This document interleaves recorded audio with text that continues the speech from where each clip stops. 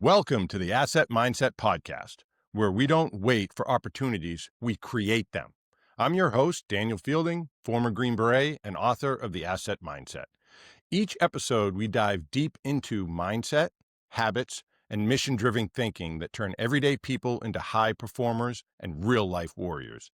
This isn't about motivation, it's about transformation.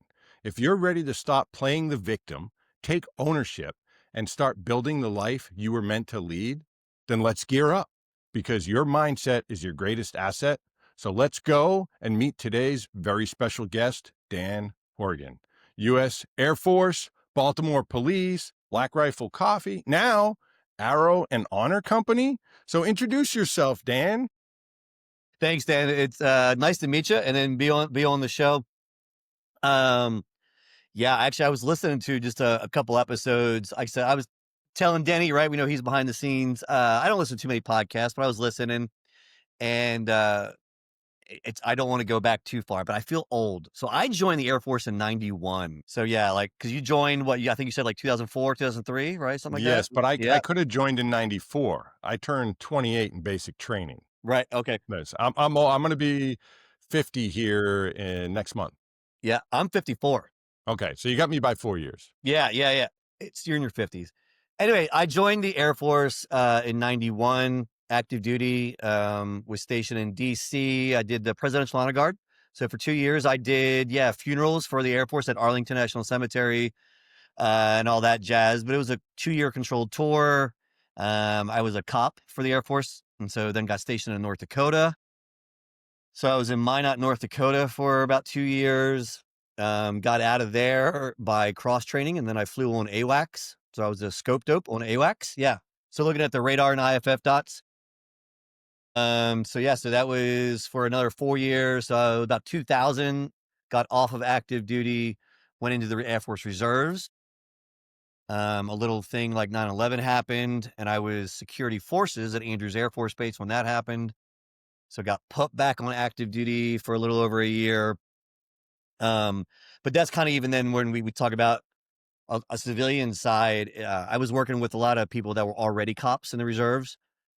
Like I had friends that were DC cops, and then they were because Virginia, New Jersey guys got activated, and they were down at Andrews. And so and they were like state troopers. So I caught the bug while on those active duty orders, and I applied to be a Baltimore City cop during that time frame. Stars aligning, going through the process. My orders ended in January of '03, and that's actually when I got picked. I got selected, and I went to the police academy. So I literally came off my orders and then went right into the police academy. So stayed in the reserves a little bit for during that time frame. But then being a cop, especially in Baltimore, it was pretty high energy. I was doing some really good stuff. And I saw that there was this super cool job, TAC-P, like JTACs up in Pennsylvania. So I did the paperwork and I transferred up there, and I was the 6th guy into the 148th ASOS. That's the Pennsylvania, TAC-P unit. Yeah. So when you talk about being old, I was 35 when I went through TAC-P school.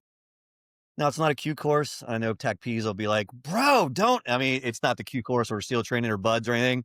But I mean, we got a high washout rate though, for it. But I was 35 and went through, and that's the best shape of my life until I was about 45 when I started declining. But then I hit TAC-P in '07. So so I was there, and I went to Oklahoma, went to Afghanistan in 2011, supporting, and I think was it?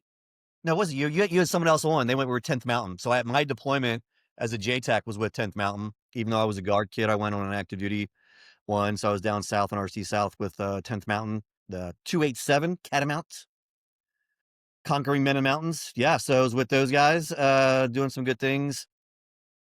Anyway, so as I draw out my life, my wife is still in. I retired in 2016 from the Oklahoma Air Guard.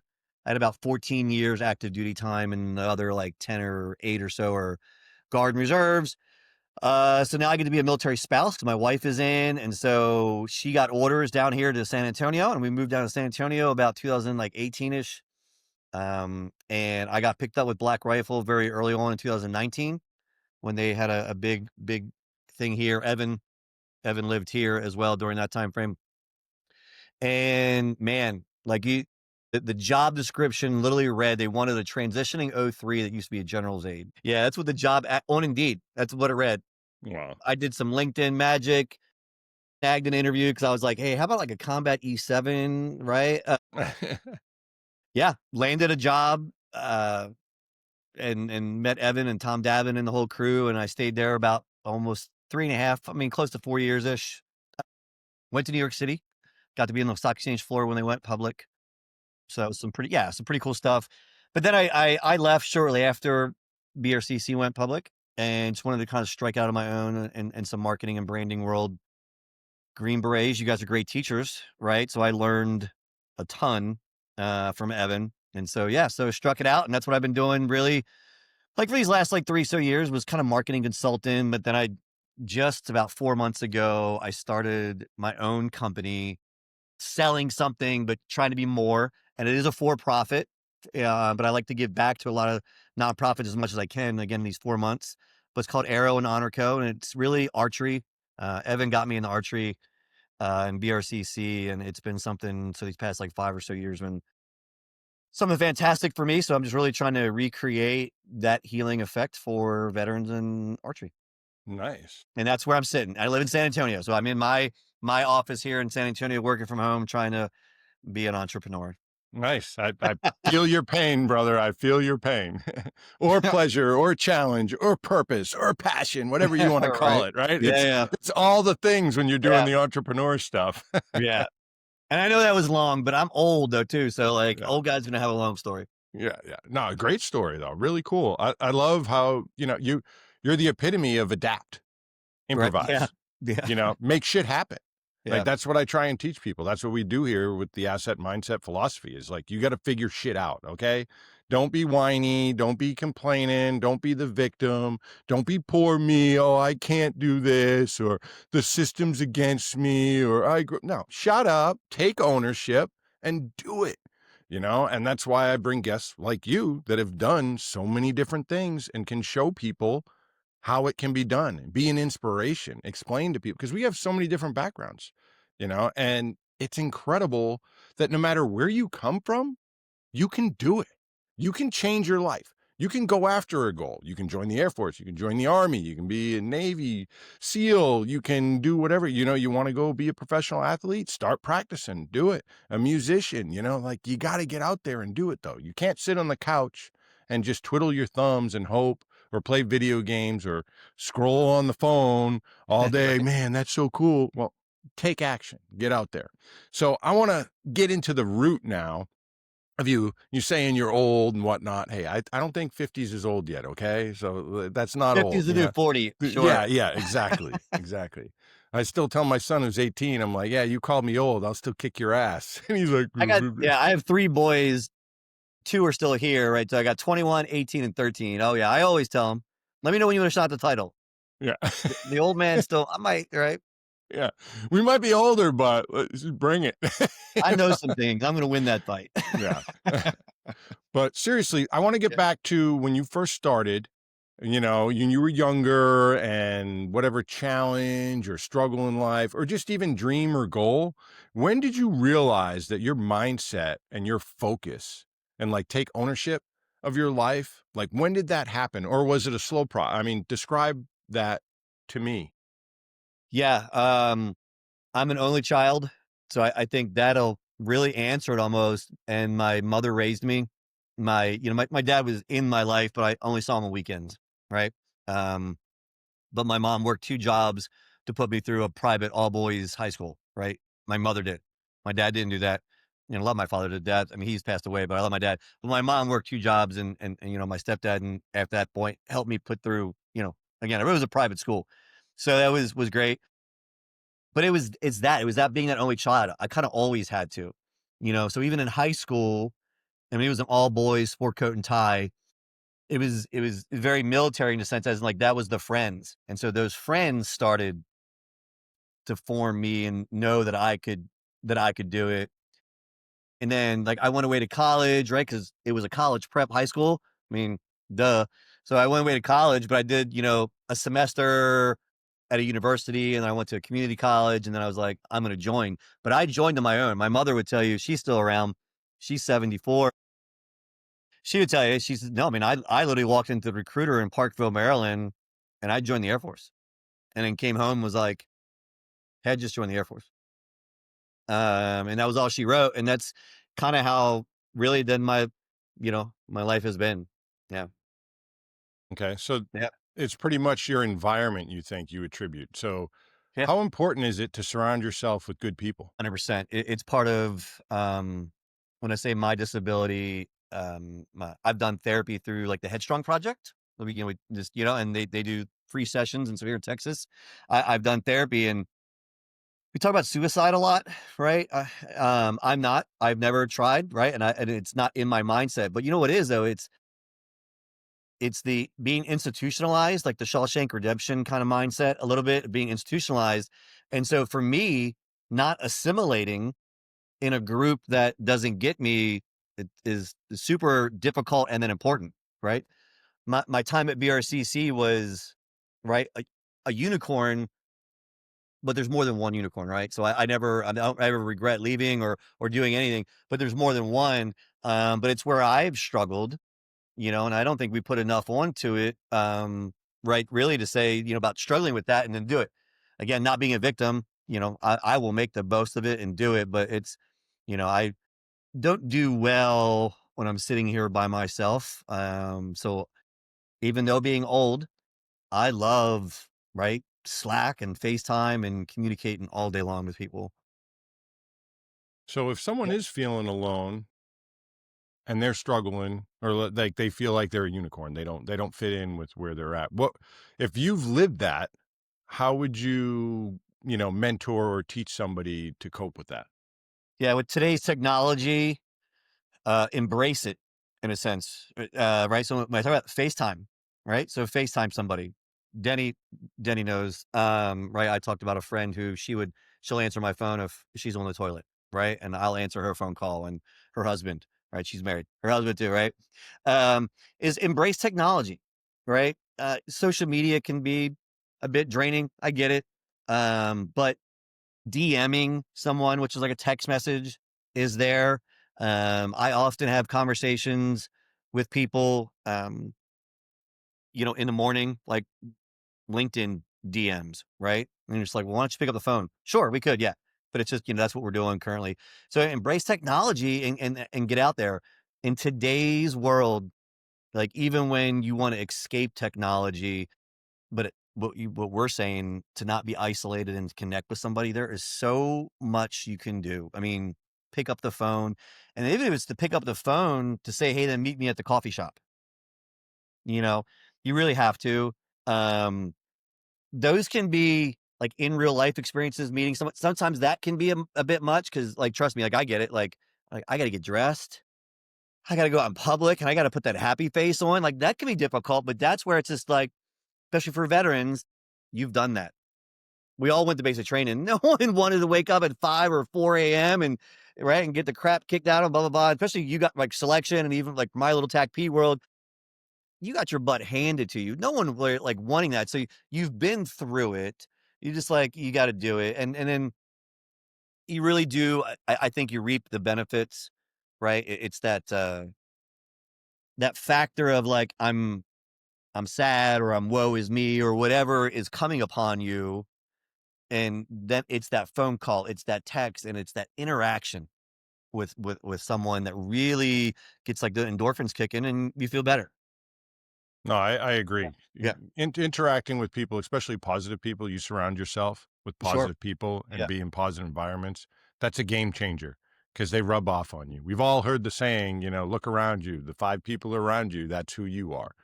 Yeah. You are who you surround yourself with. So that's very crucial. I mean, that's who Oh, I'm surrounding oh. myself with. I don't know if that's that crucial to that guy. Like, what he's doing. I Yeah, get it. Yeah. that's right. On the 100%. asset mindset, to have that philosophy, you got to be a little out there sometimes. You No, no. have Yeah. imaginary friends Right. sitting in the corner. Yeah. You No. get guys wearing a skull mask and behind you. But I know, right? Humor, though, I would tell you that, though, for people to mentor someone, humor. You talk about laughter is the best medicine, but that's where DMing someone, texting them, phone call, FaceTime, if you can get that interaction, and it is, and that positivity, right? I mean, most comedy, you shouldn't be so dark. It should be fun, and that's great. Yeah. Well, let's talk about that. You bring Yeah. up a great subject, Yeah. how humor can really change the mood or change the environment. Can you share some stories on how that's worked for you and your thoughts on it? Yeah, I mean, well, Black Rifle, I really would. Evan was a great CEO, great boss to me, and I had a lot of liberties, but I think a lot of people in the company had liberties too. And so when I say that, like, it's fun. Did I take it too far? Maybe. And when I say that, like, did I drive an electric bike around the hallways? Sure, but other people could have too. But it was fun, and so you really like that, that atmosphere. I would say too, like the whole corporate. Like, I don't do well with corporate. I'm not saying I want to come in, in jorts and, cut off tank top or something like that. But, you know, I could wear multicam pants. I could wear my Cry precision pants if I wanted to wear them one day. Right. And so I feel like that kind of environment, especially in COVID. I mean, COVID really changed like the world I think that we live in. Just because for certain aspects, because you're going to get people, if you work at a bank, sure, you shouldn't be wearing maybe just a t-shirt and your cries, right? Maybe it is a suit. If you work in marketing or something that's partnership or sponsorship, blah, blah, blah. I mean, man, I tell you, a t-shirt and like jeans or like you have a nice sport coat over a v-neck, like that is great. Those can be comfortable clothes. That's fun, right? And Evan used to tell me like when he even created Black Rifle, and it was philosophy for me that I loved is like I want to come to work with people I authentically enjoy, right? Um, Friends, yes, but I would tell you that's where I've seen successful units and I've seen unsuccessful units, right? And I'm sure you've seen them in your career, right? And I think that's a very secret sauce or magic sauce is when that connection's there, and then I look at the ones that I know that haven't been successful, and it's just like, because I don't have any friends there. Like, am I still connected with them now? And you're like, nope. And you're like, nah, that's why. Yeah, no, it Yeah, makes total sense. yeah. All right, so share a funny story where humor came up.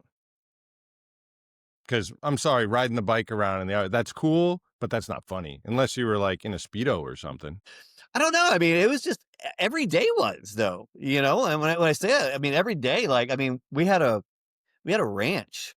BRC used to lease a 1,200-acre ranch out here, and that was part of mine. And we could go out there, and I mean, just I would tell you the stories, out there. I mean, JT had a fake wedding, right? And you're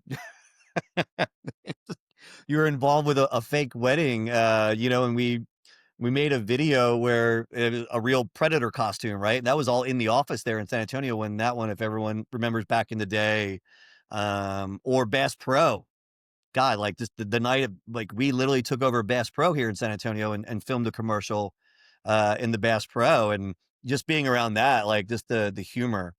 It's because you can't be doing that stuff. I mean, I would tell you, like, even in the thick of battle and stuff, like I was making jokes. Like I can remember, a firefight and we got done and we had to run like 800 meters or so back to a cop, right? Now it's not the Mogadishu Mile, but we made jokes, right? Not that that was funny, but it was just very much like we were just getting shot at, and the platoon sergeant actually did get hit, and you're all done. You're like, bro, was that like the Mogadishu Mile? And you start laughing and joking. You're like, most people in their lives would be like, this this is not something to laugh at, you know? Yeah. Jay, I would tell you, there's a buddy of mine, Jay Fain. Jay's an amputee, hip dysplasia, so all the way up to the hip. He sounds like the Terminator.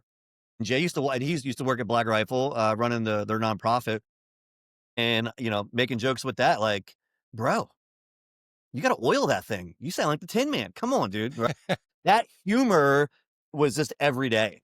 So I Yeah, don't think I have like one story. I mean, I felt like those 3.5 years were just funny. yeah. But you're carrying that on though. I see that, today that in our interview, you're even laughing, Yeah. joking, showing things like that whole element can be applied to anywhere in life. Now, Well, granted, there's yeah. times to be serious, but who doesn't want to enjoy life, laugh, No, yeah. smile? Like, so embrace that. Yeah, my 18-year-old, he's got some depression and I actually have like moderate depression. And you're like, and we were talking about it last night and I'm like, yeah, this guy. Like as I laugh and joke and we do that, yeah. I would tell you actually one of my symptoms of my depression that was procrastination. So if anyone ever, when you guys are listening, if I don't email you back right away and everything, it's not that I'm lazy and I don't forget. It's really procrastination, which is a little bit of a side effect of my depression. Which I don't mind. Like like procrastination can be annoying, but like I'll take that. It could be O- worse, right? Yeah. Okay, so how do you combat procrastination? Because you are not alone in that. I mean, many people fight and deal with procrastination. So, what do you have for tips and tricks? Yeah, I try to make a task list, but I'm also again, I think at 54, I'm different than when I was 35. And so 54-year-old Dan compared to 35-year-old Dan, right? Having conversations will be different. But I will make a list, right? Like, hey, you have to respond to this email that's 3 or 4 days old because it's important. So there's a task list, right? The typical put it on your whiteboard or put it down and get it off. My wife is my other one, right? Which is if you don't have a wife, like I have, and it's somebody, I actually was making the joke last night about I probably need like an executive assistant or project manager um to keep me on track, but it's talking through with her even, right? And while she's not my EA, right? And she actually outranks me now. She made E8, so she's at E8. I retired as an E7. And so, but it's even talking through that because those conversations are just like a checklist or a task list, right? Like, okay, like I'm saying it, and then she's like, yes, you need to do it. And it's like, okay. So I think those positive reaffirmations, whether it's on paper or whether it's communicating it, and then someone acknowledging and do it. Like I would like really tell you after this, I'm going to jump on the computer and I know I have 2 emails. And one deals with my VA claim disability stuff that I've been sitting on for like a month. Like I already have a rating, but it's just, it's some appeal stuff, but I've been sitting on it for a month, but I know I need to email them back to be like, hey, I don't know what I'm doing. Like, what the hell am I doing? Which is very important. And I have a binder here with a bunch of stuff. I just been sitting on it for like literally a month. Yeah, because Um, you know why? There wasn't a set date, right? There's no right, due date. It's on you. So, like, oh, right. what's one more day? No, even my initial VA rating was the same way. I retired in 16, but I didn't kick stuff off and do it until like 19 when I was in Black Rifle and we had a VSO, the county VSO come. And I was like they came to the office and I was like, okay, like I have zero excuse. Like they are here. But that which is great. And I did, and and things like that. But yeah, I mean, I procrastinated for 3 years for that. Well, I like how you also brought up about, because a lot of people go to write a list, write a list, write a list. And a list is great. Absolutely. I use them. I got a list over here and I actually have another one on a yellow one. I do sticky Right. tabs too. But having someone that's an accountability partner, Yeah. like you're using your wife, it Yep. doesn't have to be your wife. It could be a coworker. It can be a buddy. It could be your spouse. But whoever it is, find someone. We all have somebody, right, that we talk to probably on a regular basis. Could be a coworker or whatever. Share those things that you want to do and have them be your accountability partner. They'll Yeah. ask, hey, you were trying to learn the guitar. How's practice I was like, going? Or are you right. trying to write a book or whatever it is? Having that other person Yeah. there is crucial and can make a world of difference because like you and I was the same way before with my appeal when I did my second one, to Yeah. try and I'm like, hey, you're not covering that, like seriously? Yeah. But it was like, oh, there's it's just me. Oh, I'm gonna take care of my family first, my wife first. I even do that now. And my wife gets on me, she's like, you Well, need to take care of yourself. yeah. Well, it's stories. And I mean, just to go on, there's a buddy, Trevor. So Trevor Thompson. So Trevor is a former Navy SEAL, right? Friend of mine, from BRCC days. I mean, but Trevor was on the jump team, like whatever, the frog team for the SEALs, right? For the Navy and stuff like that. And like has videos of him getting hurt, like on a landing, which just says, if Trevor listens to this, he was shitty parachutes. No, he's not. No, Trevor's fantastic.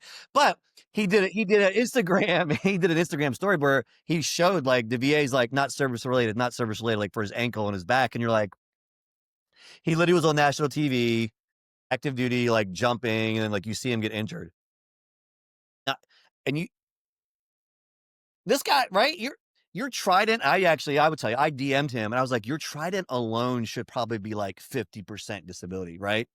Same thing, your the Green Beret, flash the like that alone, I feel like is some kind of like, are you kidding me?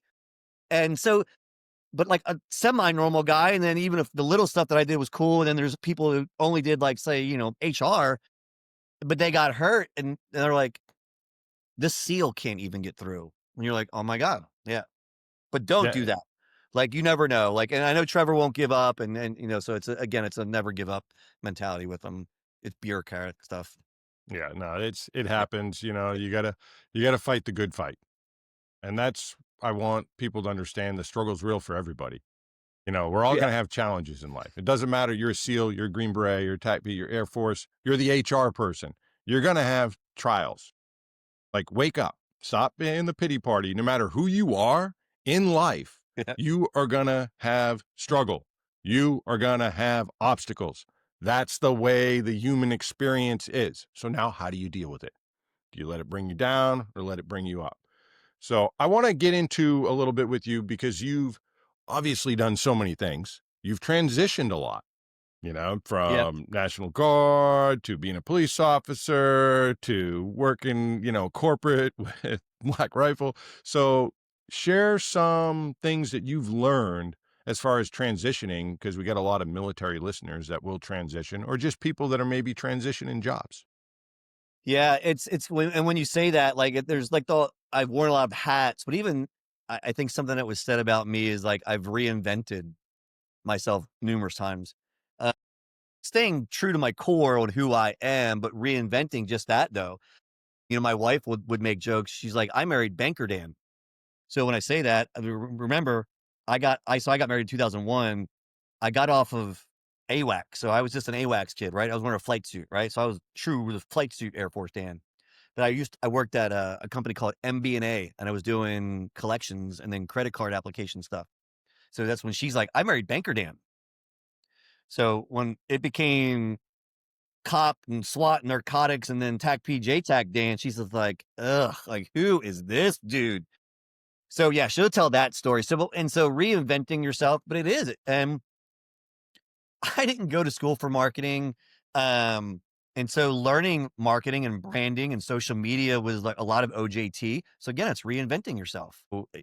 I feel like on those transitions for everybody, that reinventing yourself is key, but you're not, when I say that and when I hear like reinventing yourself, you're not changing. Like, I'm not going to be fake. Like, I don't know. I'm not French. Like, I'm not going to fake that I'm French or something. Like, I'm still me, but like, literally, yeah, going from, hey, I'm flying on AWACS to now you're a cop and now you're dropping bombs. And now that's all over.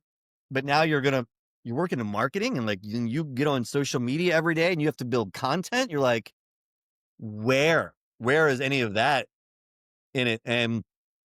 But I bring a lot of it with me. So even though when you reinvent yourself, I think you take parts. Um, as a veteran and law enforcement, I think it's easy because even though I've reinvented myself, like, I'll take those parts with me. So I'm very pro, right? Law enforcement and first responder, same thing with military, and we'll hit those communities. Um, to artwork that I've done, right? Military is very skull focused. So that's one of mine. This is Invader Girl. That's one of hers. And so, um, yeah, so I think that is something that I would tell people is, you're reinventing yourself. You're not changing the core, your heart, your soul.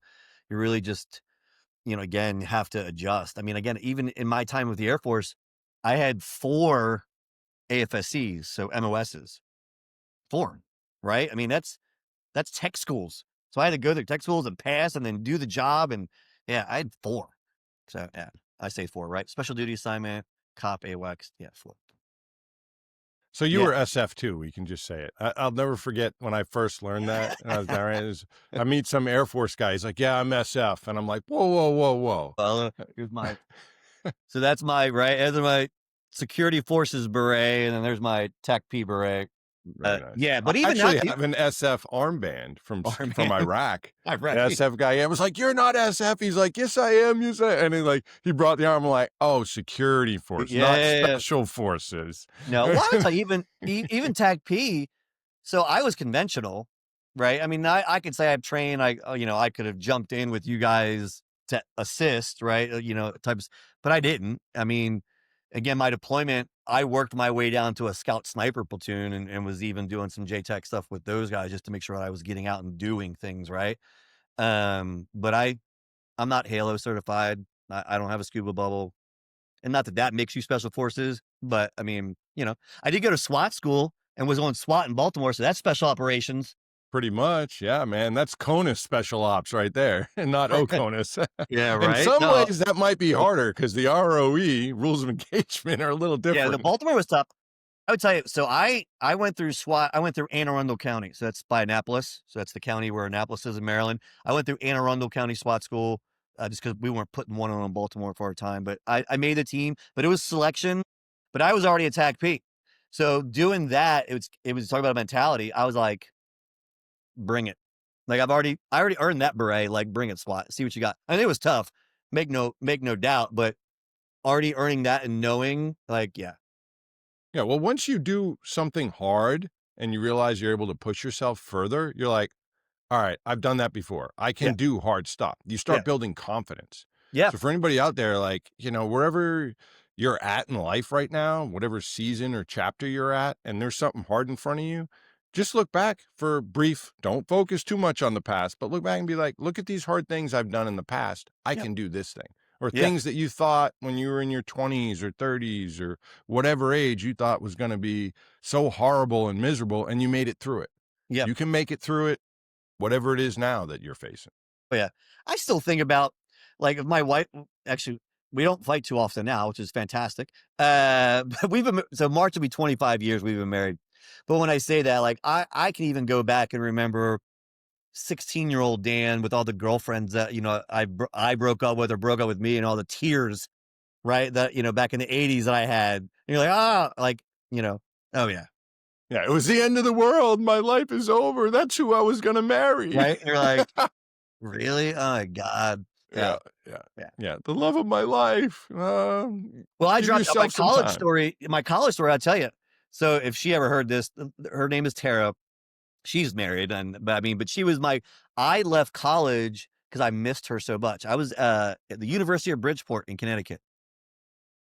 I did a semester up there. I missed her so bad, and I couldn't handle it, and so I came home, and then we broke up. And then so I was going to community college in Maryland, in Essex, and then there's the guard unit used to, well, A-10s. They had A-10s, and I was watching A-10 fly overhead, and I was like, I'm gonna join the Air Force.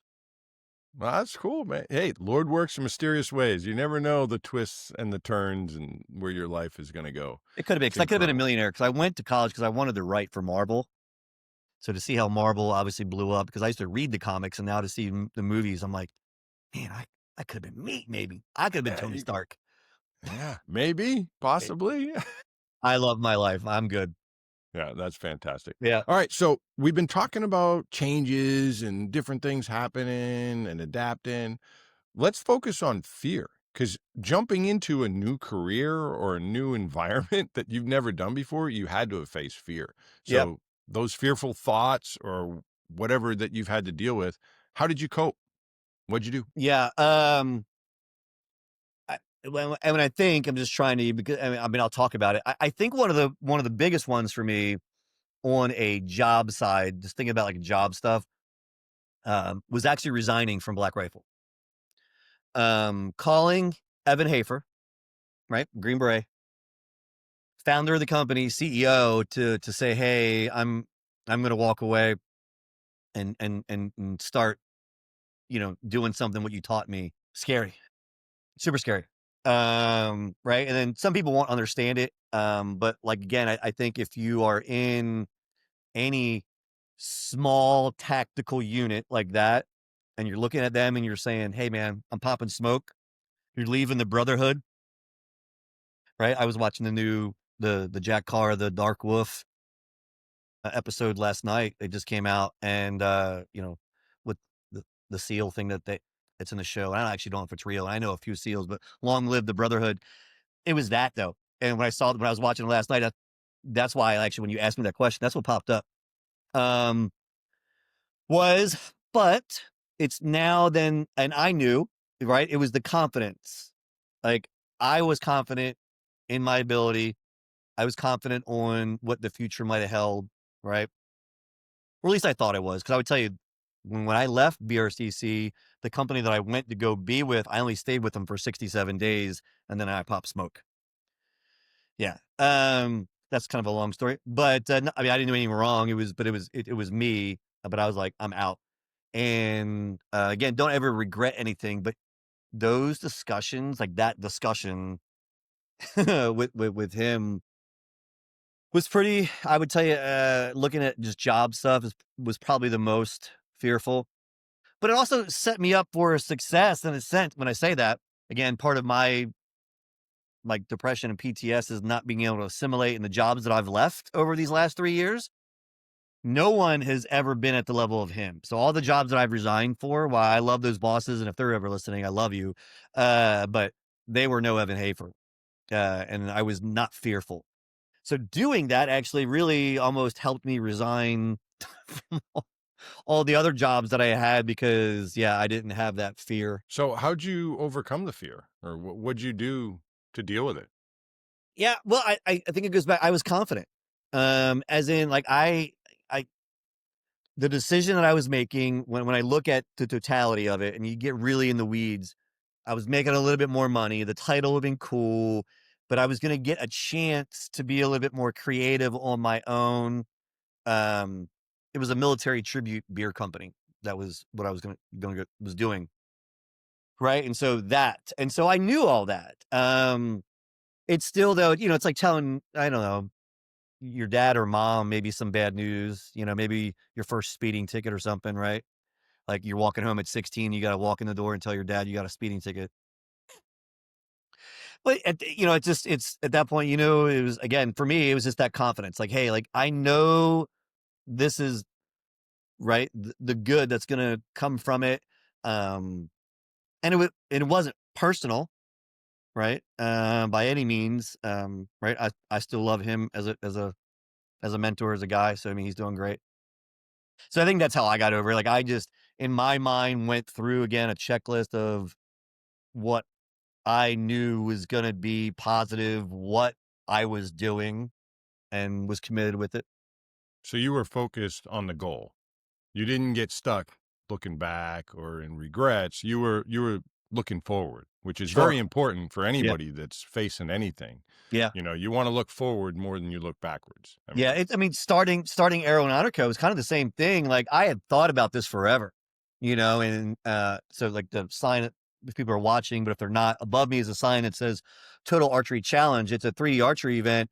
And, I've shot that forever. And I always wanted to, get veterans and do the whole archery thing. And I wasn't sure if it would be a for-profit or a nonprofit, but it was the same thing. It was finally just like, what is it? Like, what's holding you back? And it's like a fear, like a fear of like, well, fear of what? I don't know, fear of being made fun of. Like there's a shit ton of fears when you're starting a company. Um, but at that point, again, it just goes into the forward goal, right? I mean, money can be one, and I'm bootstrapping stuff now, but it's okay enough that money's recycling. Now it's like, what does growth look like? So yeah. Yeah. so why don't we're on the topic? Yeah. Tell us a little Sure. more about Arrow and Honor. Yeah. Arrow and Honor Co.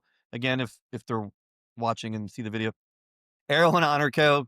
Veterans in archery. I did a LinkedIn poll even when I wanted to start it, and I was like, should it be a nonprofit or a for profit? Because I talk about veterans and healing, and as soon as you say that, like everyone's, oh, it's a nonprofit, right? You're trying to you're trying to help veterans and heal them through archery. Yes, I chose a for profit so I could give back, just because of the nonprofit world.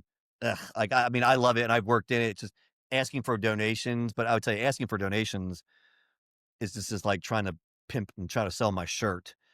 But I don't want to get really rich from it. What I want is eventually like a goal. Like I know I have goals is I want to have 100 acres, or I want to have a 100-yard indoor 3D course. And I want veterans to have a bow in their hand and be able to sling arrows at foam targets, which thing, can go into hunting. Right? Hunting's a separate part of it, but I just want to get veterans outdoors with bows in their hands, slinging arrows, because I know what it did for me. And it really did. I used to do a lot of shooting, and now I barely shoot. I mean, I still own a lot of guns, but I don't shoot a lot anymore because archery is what I like to do. And I don't even shoot really as much as I should. Again, it's time, procrastination. But so I started it. And then so the premise was I'll do some t-shirts and hats. And like, I just did a Tumblr and I'll be able to give back. And so I started it June 6th. And so it's only been like 4 months. So it's been great. But I've already in that time frame, I did a collaboration with a organization called the Warrior Bonfire Program. They take Purple Heart guys and gals on like outdoor retreats. So I designed a shirt and did $10 for every shirt goes back to them. Was able to write them a check for $1,200. So that was a goal, like little Dan Horgan. And it's not egotistical because when I say little Dan Horgan writing a check for $1,200, it's Arrow and Honor Co. being able to do it. And then it's getting a shirt that, has a Purple Heart logo and stuff on there. I'm going to do one in October. October is breast cancer awareness. So I did an archery little theme one that's going to go for the Pink Fund, which is very specific for breast cancer awareness. So I'll do that. And so that's again, because it's talking the talk. Like I'm not saying, hey, I'm creating it and I'm not just trying to, sham wow you and throw a t-shirt and a hat down your throat and buy it. What it really does, it allows, you to wear, like, I can make the whole, it's armor and stuff, and which is true. Like even that poster. So I made this poster, again, if people are like, if they can see it, or Spotify, if they can't, it's a poster that's like a skeleton baseball cap, but he's got a bow in his hand. He's in the woods. And, but it's a, a cool poster you can throw in your office, stuff like that, because it is that thought. And so it's creating the community, right? I know the tribe and community can be very cliche or nichey to say these days, but it's so true because again, what we talked when we first started, that atmosphere, those people around you are, um, I don't talk really about like, hey, I'm trying to solve veteran suicide with it. Only because when I say that, like, it's a byproduct, but I'm not, and I say I'm not smart enough. Like, I'm not a therapist, I'm not a doctor and stuff like that. So I would never want that. But it is very much, I would want someone, and I did it at Black Rifle, Dan. So I ran, so Black Rifle, Evan had a beautiful idea, and then I just got to manage it. But we did the veteran adaptive athlete shoot. So if you go on like Mhm. YouTube and you type in veteran adaptive athlete shoot, we we did three, in Salt Lake and then two here in San Antonio. And it was getting like amputees, and then we kind of even did open it up a little bit more to the PTS side of stuff and getting veterans and bows in their hands. And, you know, that's that I was like, I want to recreate that. Okay, so So, if a yeah. veteran Yep. reaches out, do they go shooting with you? How's it work? Yeah, so that's the part. Yeah, and it's not that's confusing, but it's so the answer is yes. If any veteran reaches out, but I live here in San Antonio, so you'd have to be here in San Antonio. I don't have land yet. I can't put on my event, but that's what I want to be able to do. I want to be able to have land for the company where I can throw 3D events, or I then can reach out to veteran nonprofits and say, could you use a fundraiser that's a 3D event? Because it's just like, clay shoots. How many, right? Special Forces Association, Green Beret Foundation. How many clay shoots you guys have, right? There's always clay shoots. You can do archery shoots that are fundraisers and things like that too. So I would love to do that. And then I'd love to have that property to say, have some of these nonprofits come and do a retreat. And there's other there, and that's, I always say there's other nonprofits. I'm not a nonprofit. There are nonprofits that already have land and they do things like that. I want to be able to do that as a company. Yeah. I mean, there's a price, but it's again, I'm not lining my pockets with gold. I just don't want to be eating ramen and ketchup packets every day, but I want to give back more, right? I want to be able just to not eat ramen, but I want to be able to give back because it really is a message, right? And right. And trust me, I know people would be like, well, you probably need to have a nonprofit arm of it. That sounds great too. Yeah. Other than Maybe if you get there or whatnot. I'm it's just curious. me, right? And Yeah, I don't yeah, know what yeah. the hell I'm doing, right? So I'm literally trying to run a for-profit company. No, but here's just you. Here's what I'm gonna just share. We're doing the entrepreneur stuff and a little bit Yeah. of brainstorming and sharing here. Yep. Have you thought about doing a package where you travel and go somewhere? Because there's events all over the place. You have your nice bow, you get a, whatever Connex, Pelican case or whatever, maybe some collapsible stuff. You're gonna know bows better than me. Um, and put them together. And I mean, how many bows do you really need to run a course? Because people, it's like a firing line. You get 5 people up at a time, rotate, so there's Yeah. 4 rotations, you got 20 people in an event. So a So compound bow is no. So a compound bow has to be measured from your two fingertips. And there's poundage and then there's a sight. So it's almost like if I just threw you a sniper rifle and tell you to hit it, like you're gonna be able to shoot it, like you can pull a trigger. You probably aren't gonna hit it if that scope isn't right dialed in for you and all that kind of jazz. A compound bow is the same way. You just can't like about my a recurve bow. so I a mean, if recurve you're bow, just doing archery, yes. So a recurve, yes, but this is when you do a lot of a little bit of the 3D stuff that I like to challenge.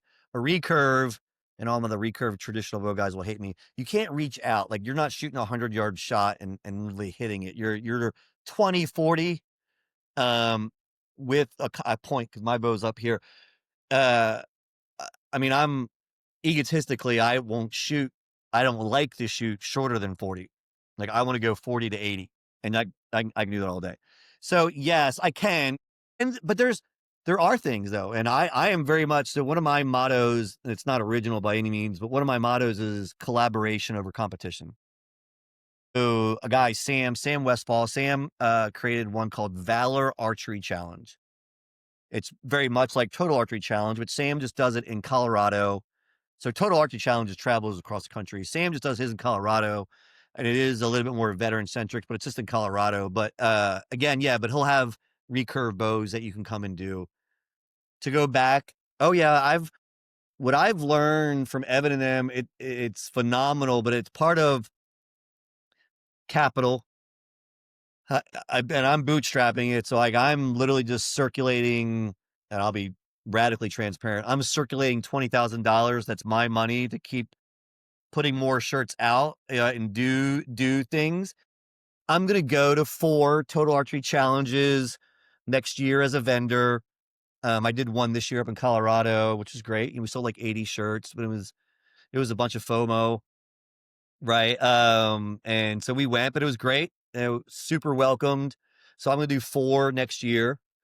So I will do that. But I have thought of it is those other revenue streams when you say the word. It is like I would love to have a trailer and I'd have 25 targets. And then I could go to XYZ nonprofit and say, if you have 20 acres somewhere, like I'll put together your fundraiser of the 3D shoot, right? Now I'm going to charge you, but again, I'm not a maniac and I'm not going to charge you $1 million.